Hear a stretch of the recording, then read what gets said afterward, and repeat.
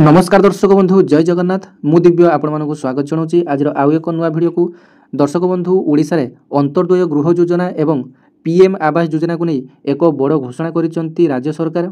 तेबे राज्यर राजस्व मंत्री सुरेश पूजारी समस्त आवासिक हिताधिकारी माननकु मागणारे बाली मिलिबो बोली आज एक बड़ घोषणाटी करिसेंती। राज्य रे जो माने वर्तमान पीएम आवास योजना किंबा अंतर्द्वय आवास योजना रे वर्क ऑर्डर पाई सारिसेंती सेमानकु मागणारे बाली जुगाइबे सरकार।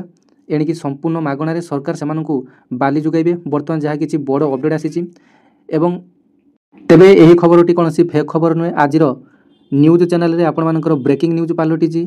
आपण माने सीधा सड़क मोबाइल रे डिस्प्ले रे कनक न्यूज रो ऑफिशियल खबरटी आपण माने देखुचंती। एणिकी आवासिक हिताधिकारी मानकु मागणारे मिलिबो बाली बड़ घोषणा करले राजस्व मंत्री। तेबे संपूर्ण खबरटी कौन रही आसतु पढ़ी नेबा। मागणारे मिलिबो बाली सरकार कर विभिन्न गृह योजना रे सामिल हिताधिकारी को मागणारे मिलिबो बाली एने घोषणा करिसेंती राजस्व मंत्री सुरेश पूजारी। गरीब हिताधिकारी को मागणारे बाली जुगाई देबा नै बड़ घोषणा करिसेंती मंत्री। मागणारे मिलिबो मागणा बादी रे घर करिवे हिताधिकारी। हिताधिकारी बाली टंका सरकार बहन करिवे। पूर्वरु बाली दर रे लगाम लगाया पई एमएसपी घोषणा करिसेंती राज्य सरकार। सेपटे सारा राज्य रे बाली दर समान रहिबो। एथिपई राज्य सरकार बाली पई एमएसपी लागू करिवे।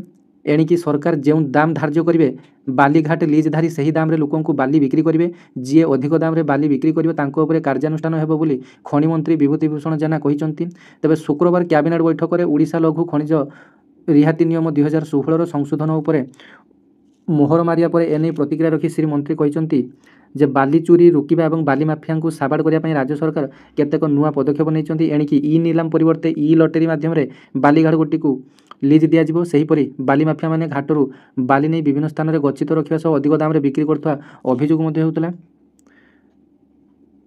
तेबे स्टोरेज लाइसेंस नथिले बाली जमा करि परिबेनी। अधिक खनि खनन उपरे लागिबो रुख।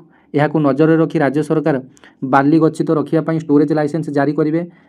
यह बाली समेत विभिन्न लघु खनिज पदार्थ पर लागू हेबो। बिना स्टोरेज लाइसेंस रे केही बेआईन भाव में बाली किंबा अन्य कौन खनिज पदार्थ गच्छित करि परिबे नाही।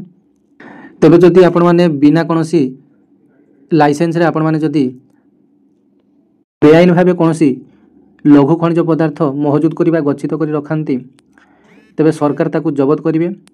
सेहीपरि ओभरलोडिंग एवं हाईग्रेड खनिज पदार्थ को लो ग्रेड दर्शाई अनियमितता उपरे मध्य कार्यानुष्ठान ग्रहण करा जिवो।